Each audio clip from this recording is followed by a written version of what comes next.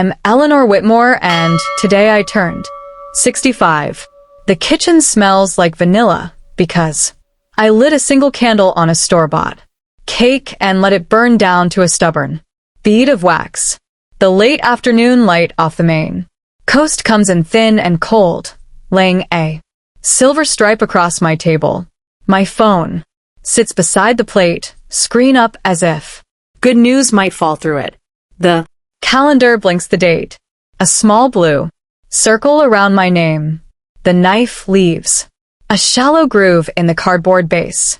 No one calls. No one knocks.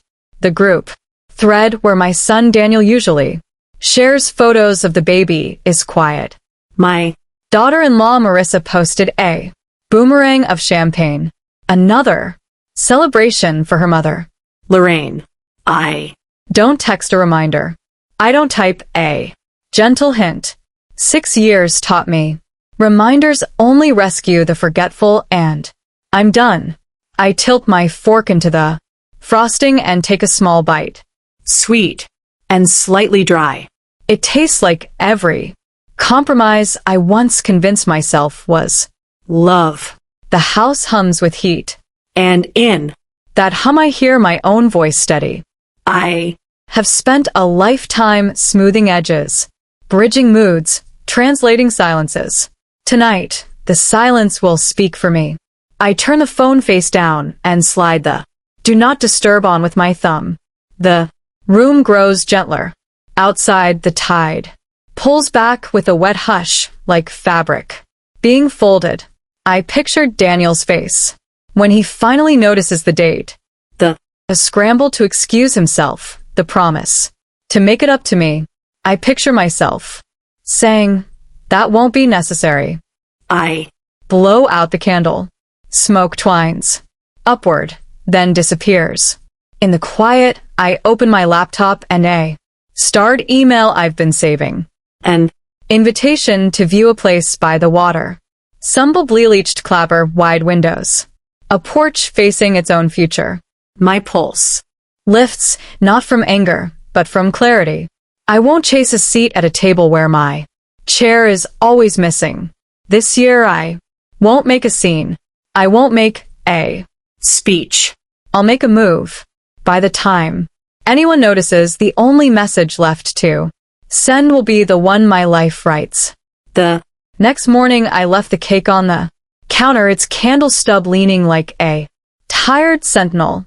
I made coffee and carried the mug to the porch, the ocean, rolling gray and insistent beyond the rocks. My phone blinked with notifications, family photos, work updates from people I barely knew, but nothing with my name attached. My birthday had already dissolved into yesterday. I let the bitterness cool with the coffee. Daniel had texted once, a rushed line about being swamped at work. No mention of the date, no trace of recognition that it was the 6th year in a row. Marissa had posted another picture of her mother, opening gifts, ribbons, and smiles spilling across the frame. Lorraine looked radiant in silk. I scrolled past, not angry, not surprised, just tired of playing invisible. For years I'd been the one to host dinners, bake pies, organize gatherings. I kept the glue warm, thinking that if I worked harder, the cracks would close. Instead, they widened until my own celebration fell through them. I sat with the weight of it and realized I wasn't angry at forgetting. I was angry at myself for tolerating it. That morning, I dialed a number I had saved months earlier, a real estate agent named Claire who specialized in coastal properties. Her voice came through, bright, efficient, asking if I was ready to move forward. My heart answered before my mouth did. Yes, I wanted to see the house by the water, the one I'd bookmarked in secret. I hung up and watched the tide climb higher against the rocks. The choice felt less like rebellion and more like oxygen. For once, I would not wait to be remembered. I would carve my own mark into the shoreline. Claire met me at the edge of the property. That afternoon, the sky had shifted to a pale blue, straw with thin clouds, and the salty air wrapped around us as if the ocean itself wanted to witness the moment. The house stood just above the dunes, its clapboard siding weathered, but dignified, the wide porch reaching out toward the horizon. I felt the boards under my shoes creak, not in warning but like an introduction. Inside, light poured through broad windows, flooding the rooms with a quiet glow. The kitchen was modest, its counters scarred by use, but I imagined the smell of bread rising there, the kettle whistling while the gulls cried outside. Every corner whispered possibility. Claire spoke of renovations, upgrades, potential market value, but her words faded against the thrum of my heartbeat. I wasn't calculating profit. I was measuring peace. She slid the papers from her folder and placed them on the counter. My hands didn't tremble as I reached for the pen. For years, I'd signed checks for school tuition, mortgage payments, holiday gifts that barely earned thanks. This was different. This was mine. Ink met paper in steady strokes. And when the final page closed, I felt taller somehow, as though the house itself had lifted me. Driving back, I stopped at a small bakery and bought a bottle of champagne. At home, I poured a glass, raised it against the fading sun, and snapped a photo with the caption, "Finally, learning to celebrate myself." One post. Nothing dramatic, just enough to tell the truth. Within minutes, my phone erupted.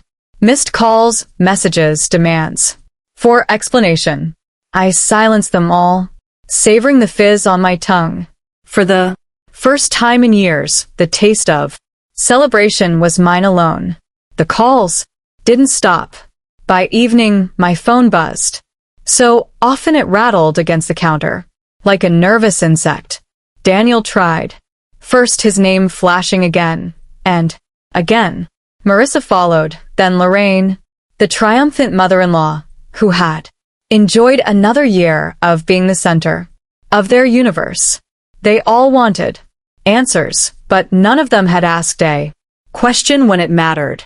I poured myself another glass of champagne and left the phone face down. The ocean outside was turning black, straw with moonlight, waves slapping the shore with a rhythm that steadied me. Each vibration from the phone felt less urgent, more like a reminder that silence was my chosen weapon. Daniel's voicemail broke through. Eventually, his voice thin and strained. He wanted to know why I hadn't told him about the villa, why I would make such a big decision without consulting the family. The words twisted in my chest. Consulting the family, as though I had no life beyond their permission. Marissa's message came next. Sharper, dressed in false cheer. She called it a wonderful surprise, but I could hear the edge in her tone, like she was measuring how much she'd been left out. Lorraine was blunt, commanding, telling me I was acting reckless at my age.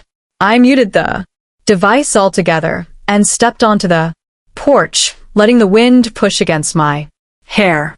For years I had begged for inclusion, soften my edges to fit into their circle. Now the circle was broken, and the gap where I once stood was theirs to notice. The night deepened, and with it came a clarity I hadn't felt in years. I realized I didn't owe them a response. Not tonight. Not tomorrow. The villa wasn't just property. It was proof that my silence could be louder than all their noise. The next morning I woke before dawn, restless but calm. The horizon was painted in soft pinks and blues, and the house seemed to breathe with me as though it already belonged. I sat at the kitchen table with a folder I had kept tucked away for months. The letter from Aunt Clara's attorney. My fingers smoothed the creases as I read. Her words again. The handwriting steady. The tone unapologetic. She'd left me $7.2 million accumulated over decades of careful saving and quiet investments. Clara never flaunted wealth. She lived in a modest, clapboard home and drove the same car for 20 years. But in her final note, she wrote, Eleanor, you spent your life giving. Without asking, use this gift to claim your space. Live unapologetically. I had hidden that truth from everyone, even Daniel. I needed to see what people valued when they believed I had nothing. The answer had been carved into 6 forgotten birthdays. Now, as I traced Clara's words, I felt less grief over the family I didn't have and more gratitude for the clarity she'd given me. I folded the letter, slid it back into its envelope, and locked it in a drawer. Some secrets were anchors meant to hold until the tide was right. The villa wasn't just a purchase. It was the first step in honoring her faith in me. The phone rang again, but I didn't move to answer. Their sudden urgency felt hollow against the steady weight of Clara's voice in my mind. For the first time I understood that silence wasn't emptiness. It was strategy, a way to measure who showed up when words weren't handed to them. 2 days later, I returned to the villa with a suitcase and a small bag of groceries. I wanted to breathe in the place as my own, to hear the echo of my footsteps in the hall before it filled with furniture. The porch boards flexed beneath me, welcoming rather than warning. I carried the groceries into the kitchen and set them down on the bare counter, the hum of the refrigerator, my only companion. The knock came just as I was rinsing. Blueberries, sharp, impatient, not the knock of a neighbor. I opened the door and found Daniel, Marissa, and Lorraine standing together. Their faces carried a mixture of forced smiles and tight control as though they had rehearsed this scene in the car. Daniel started. First, arms outstretched, voice too bright. Mom, we're just worried buying a house like this all alone. Don't you think it's too much? Marissa chimed in. Before I could answer, we just want what's best for you. Maybe selling this place and moving into assisted living would be safer. You'd have company, activities, medical care. Her tone dripped with false kindness, but her eyes lingered on the keys in my hand. Lorraine didn't bother with pretense. At your age, responsibility can slip away fast. Why not hand things over now, before mistakes happen? The words hung heavy in the salty air. I set the blueberries down and met each of their gazes. My pulse quickened, but my voice was steady. This house is mine. My decisions are mine. I appreciate your concern, but I don't need your permission. They exchanged looks, uneasy but unwilling to retreat. In that moment I understood. They hadn't come to protect me. They'd come to contain me. That night after, they left with tight smiles and unspoken frustration. I sat at the kitchen table with a folder of documents I had kept locked away. Their visit had stirred something sharper than doubt. It was suspicion. The way Marissa's eyes had lingered on the keys, the way Lorraine pressed the words, hand things over, all of it felt less like care and more like preparation. I called my attorney the next morning, a woman named Grace, who had handled Aunt Clara's estate. She was brisk and efficient, but there was compassion under her clipped tone. I asked her to pull every recent document filed in my name, anything that might hint at debts or obligations I had supposedly agreed to. By the afternoon, she called back with news that confirmed the unease in my chest. My signature appeared on a loan I had never taken. A shaky imitation of my handwriting sprawled across the bottom of a contract that tied my name to Daniel's financial mess. My stomach twisted, not just with betrayal, but with the knowledge that this forgery had been accepted as truth. Until now. Grace dug further. Marissa's employment history was thin, patched. Together with half-truths and Lorraine, her record was not clean. 10 years ago, she had been convicted in another state for elder fraud, a fact carefully buried under layers of relocation and changed addresses. I sat back, the ocean rolling steady outside while the pieces settled into place. This wasn't just neglect or selfishness. It was a pattern. They had been circling, tightening, hoping I'd stumble so they could step in. I looked at the villa around me, its walls bright with new promise, and felt a resolve solidify. They had underestimated me, mistaking silence for surrender. The next evening, Daniel came alone. He knocked softly, not the rehearsed pounding of 2 days before. I hesitated, then opened the door. His shoulders slumped, his eyes avoiding mine as he stepped into the kitchen. The silence stretched until he finally spoke, his voice cracking. Mom, I need to tell you the truth. He sat at the table, staring at the wood grain, like it might swallow him. He confessed that the loan was his, that he had signed my name because he was drowning in debt. Marissa and Lorraine had pushed him, convincing him it was harmless, that I had enough to cover it, that no one would notice. His words spilled out in broken bursts, each one carving deeper into the space between us. I listened, my hands folded, my heart torn between fury and pity.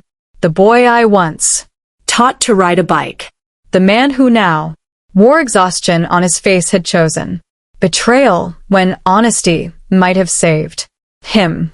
I never wanted to hurt you, he whispered. I just thought it was the only way out. The weight of his admission pressed hard. I felt anger rise, but alongside it came grief, not only for what he had done, but for the weakness that had led him there. He had let himself be led by people who saw me as prey. I stood and poured him a glass of water. My voice was steady, but my chest ached. Daniel, I can forgive mistakes, but I will not excuse deceit. If you want to make this right, you'll have to stand against them, not beside them. He nodded, though his eyes shimmered with doubt. For the first time in years, the balance of mother and son had shifted. It was 2 nights later when the phone rang again, long after the tide had settled into its midnight rhythm. I almost ignored it until the caller ID flashed a name I couldn't mistake. Lorraine. Against my better judgment, I answered. Her voice came sharp and uncoiled, stripped of the false warmth she used in daylight. Eleanor, let's not waste time. Transfer $3 million to the account I'll send you, or the world will hear a very different story about you and your finals.